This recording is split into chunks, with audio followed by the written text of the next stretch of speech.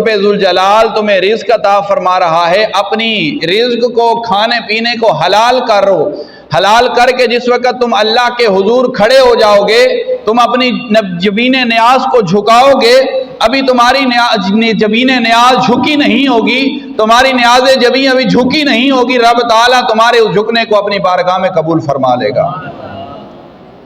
رب تعالیٰ کی ذات ہے جو سینے کے رازوں کو جاننے والی ہے، ہر پوشیدہ سے پوشیدہ چیز ہے، ہر ظاہری سے ظاہری چیز ہے۔ تو وہ خالق کائنات کے قبضہ قدرت کے اندر رہنے والی جو چیز بھی موجود ہے، رب تعالیٰ اس چیز کے ہر جز سے واقف ہے۔ تو نہایت ہی واجب الاحترام بزرگوں، عزیز ساتھیوں، آج ہم نے جس چیز کی طرف رغبت رکھنی ہے، جس چیز کا دھیان رکھنا ہے، اپنے لیے ضروری سمجھنا ہے، وہ ہے رزق حلال۔ جو موضوع ہے ہمارا وہ ہے کلِ حلال، رزق حلال کھانے کی فضیلت، رزق حرام کی وعیدیں، رزق حرام کے نقصانات، لقمہ حرام کھانے سے رب تعالیٰ نے کتنی وعیدیں ان کے لیے بیان کی ہیں کہ جو رزق حرام کو اپنا سب کچھ سمجھتے ہیں۔ اللہ تبارک و تعالیٰ کے پاک نبی کے غلاموں، رب ذوالجلال نے اپنے کلام قرآن مجید فرقان حمید کے اندر ارشاد فرمایا، یا ایھا الذین آمنوا، اے ایمان والو، کلو کھاؤ تو، من طیبات، وہ جو چیز میں نے تمہیں پاک دی ہے، ما رزقناکم، جو میں نے تمہیں رزق دیا ہے وہ پاکیزہ کھاؤ، واشکروا للہ، میں رب کا شکر ادا کرو، ان کنتم ایاہ تعبدون، اگر تم میرے رب ہونے کو مانتے ہو، مجھے سجدہ کرتے ہو، مجھے اپنا خدا مانتے ہو، تو تمہارے اوپر ضروری ہے کہ تم رزق حلال کھاؤ، رزق حرام کے قریب نہ جاؤ، اور اس رب ذوالجلال کا شکر ادا کرو۔ اسی کی مناسبت سے میں کچھ باتیں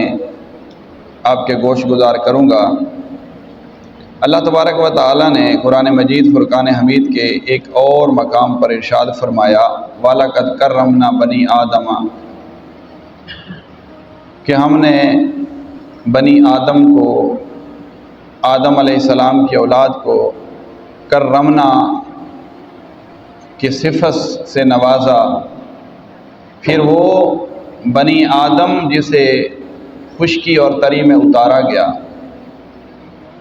پھر وہ بنی آدم کے جسے رب ذوالجلال خشکی میں بھی رزق عطا فرماتا ہے،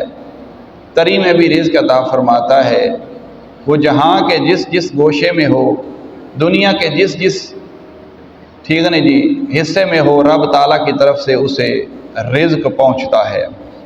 یہ رب ذوالجلال کا فیصلہ ہے، یہ رب تعالیٰ کا کرم ہے کہ اللہ تعالیٰ اپنے بندے کو رزق پہنچاتا ہے۔ کوئی بھی دنیا کے اندر ایسی چیز نہیں ہے کہ جس سے اللہ تعالیٰ رزق چھین لے اور پھر وہ بھوک کی وجہ سے مر جائے، بلکہ جتنا اس کے نصیب اور قسمت کے اندر، مقدر کے اندر لکھا جا چکا ہے، اللہ تعالیٰ اسے اس رزق سے ضرور نوازتا ہے۔ تو نہایت ہی واجب الاحترام بزرگوں، عزیز ساتھیوں، آج کی جو گفتگو کا میرا موضوع ہے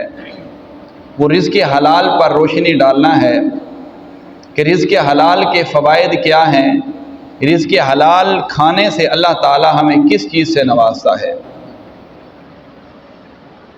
اللہ تبارک و تعالیٰ نے رزق حلال کے متعلق قرآن پاک کے اندر اور بھی کئی مقامات پر حلال رزق کھانے کا حکم ملا ہے۔ اللہ تبارک و تعالیٰ نے فرمایا کہ تم ایک عام مخلوق ہو، ایک عام انسان ہو،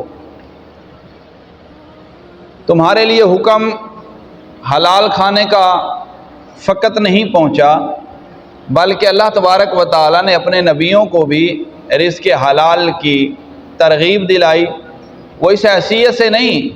کہ اللہ تعالیٰ کے جو انبیاء تھے وہ معاذ اللہ رزق حرام کھانے کی طرف رغبت رکھتے تھے، ہرگز ایسی بات نہیں، بلکہ اللہ تعالیٰ نے حضور علیہ الصلوۃ والسلام کی امت کو، باقی دیگر انبیاء کو جو حکم دیا ہے رزق حلال کھانے کا، وہ امت کے لیے ایک درس تھا، امت کے لیے نصیحت تھی، امت تک اس بات کو پہنچانا تھا، ہیں جی، امت تک اس بات کو پہنچانا تھا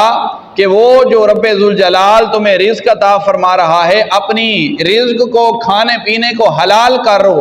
حلال کر کے جس وقت تم اللہ کے حضور کھڑے ہو جاؤ گے، تم اپنی جبین نیاز کو جھکاؤ گے، ابھی تمہاری جبین نیاز جھکی نہیں ہوگی، تمہاری نیاز جبین ابھی جھکی نہیں ہوگی، رب تعالیٰ تمہارے اس جھکنے کو اپنی بارگاہ میں قبول فرما لے گا۔ رب تعالیٰ کی ذات ہے جو سینے کے رازوں کو جاننے والی ہے، ہر پوشیدہ سے پوشیدہ چیز ہے، ہر ظاہری سے ظاہری چیز ہے، تو وہ خالق کائنات کے قبضہ قدرت کے اندر رہنے والی جو چیز بھی موجود ہے، رب تعالیٰ اس چیز کے ہر جز سے واقف ہے۔ تو نہایت ہی واجب الاحترام بزرگوں، عزیز ساتھیوں، آج ہم نے جس چیز کی طرف رغبت رکھنی ہے، جس چیز کا دھیان رکھنا ہے، اپنے لیے ضروری سمجھنا ہے، وہ ہے رزق حلال۔